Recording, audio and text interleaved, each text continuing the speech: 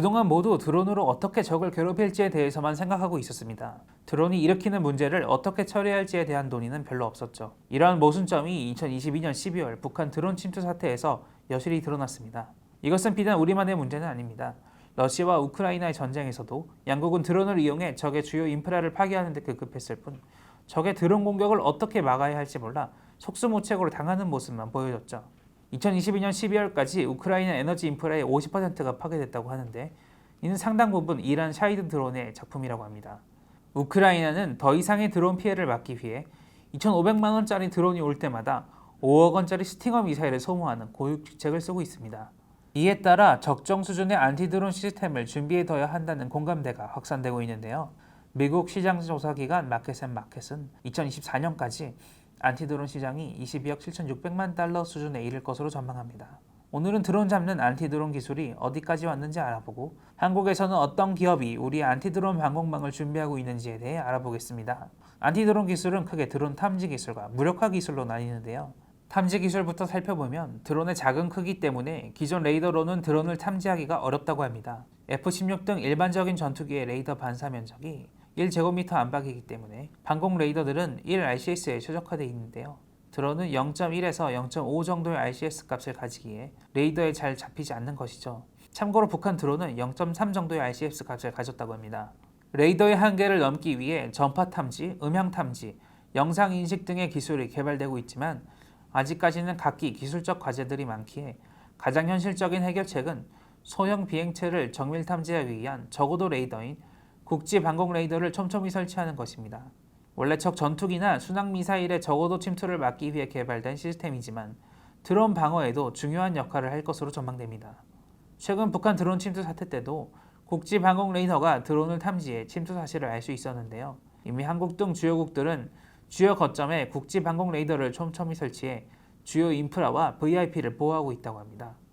국내에서는 LIG 넥스원이 국지 방공 레이더를 공급하고 있는데요. 2021년에도 2,300억 원 규모의 국지 방공 레이더 공급 계약을 체결했으며 이를 2023년부터 양산해 육군 각 군단과 해병대 서북 도서에 실전 배치할 예정이었다고 합니다. 북한이 그 틈을 노린 것이죠. 윤석열 정부가 북한 드론 대책을 최우선적으로 마련한다고 하니 국지 방공 레이더 수요 역시 늘어날 것으로 예상됩니다. 그러나 이렇게 탐지한 드론을 어떻게 무력화할 것인지에 대해서는 아직 답이 없는 상태인데요. 지난 북한 드론 침투 사태를 봐도 드론을 탐지한 것까진 좋았는데 무력화에는 실패했죠. 드론 5대 가운데 교란 목적의 4대는 서해 바다로 날아갔고 서울 시내에 침투했던 한 대는 북한 영역으로 유유히 되돌아갔습니다. 전시라면 모를까 우크라이나처럼 일일이 5억 원짜리 스팅어 미사일을 쏴댈 수도 없는 노릇이죠.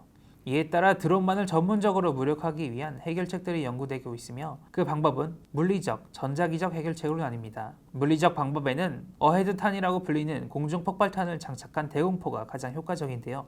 2021년 드론 공격으로 쓴맛을 본 사우디아라비아의 방공 시스템 입찰에서도 한국의 비오 복합을 제치고 어헤드탄과 오리콘 대공포를 장착한 독일 스카이실드 프로그램이 채택됐습니다. 어헤드탄은 일정 거리에 도달하면 샷건처럼 수백 개의 탄자를 터뜨리는 공중폭발탄의 일종인데요. 이를 통해 기존 기관포탄으로 맞추기 힘들었던 드론에 효과적으로 대응할 수 있으며 특히 수백 대의 드론이 동시에 공격하는 수엄 공격을 잘 막아낸다고 합니다. 국내 방산기업 하나 에어로스페이스와 풍산 등이 국방부의 공중폭발탄과 이를 운용할 수 있는 새로운 방공포대 도입을 제안한 적이 있는데 비싼 가격 때문에 거절을 당했다고 하네요. 이는 공중폭발탄의 가격이 기존 대공포탄 가격의 10배 이르렀기 때문인데요. 개선 시기를 놓친 비오 복합은 공중폭발탄을 장착할 수 없어 포탄을 300발 쏴야 드론 한 대를 겨우 잡는다고 합니다. 비호의 장탄수가 600발 정도라는 걸 고려하면 50억 원짜리 비호가 2,500만 원짜리 드론을 2대밖에 잡지 못한다는 뜻입니다. 드론을 물리적으로 무력화하는 것이 가능해지려면 하루빨리 새로운 방공포와 공중폭발탄 개발이 이루어져야 할 것으로 보입니다. 그런데 최선의 대책이라고 평가받는 오리콘 대공포라고 해도 드론을 100% 막을 수는 없다고 하는데요. 사실 후티 반군에 의해 파괴된 사우디아라비아 정유시설부터 이미 오리콘 대공포로부터 보호받고 있었죠. 또 드론을 물리적으로 파괴하면 드론이 적재한 폭약이 2차 피해를 유발할 수도 있는데요. 정유시설은 특히나 더 위험합니다. 그래서 드론 통신 기능만을 마비시켜 안전하게 무력화하는 전자기적 소프트킬 방식이 활발하게 연구되고 있는 것이죠. 이 세련돼 보이는 방식을 재민 공격이라고 하며 재민 공격의 수단으로는 보병이 직접 겨누어 사용하는 재민건과 차량의 탑재에 사용하는 제머가 있습니다.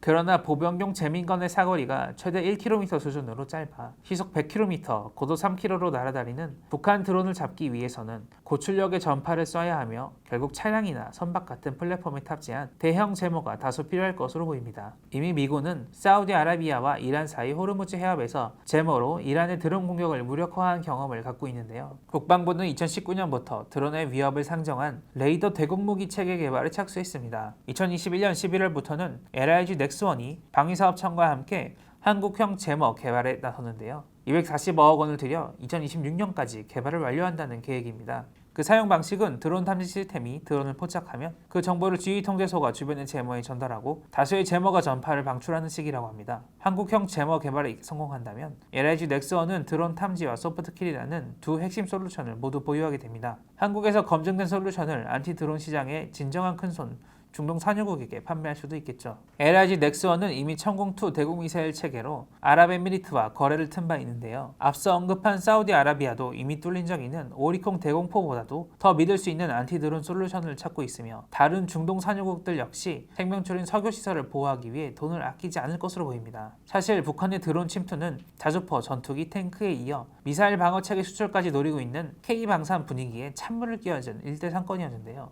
방산업계가 확실한 안티드론 솔루션을 개발해 전화 위복의 계기로 삼을 수 있을지 지켜봐야겠습니다.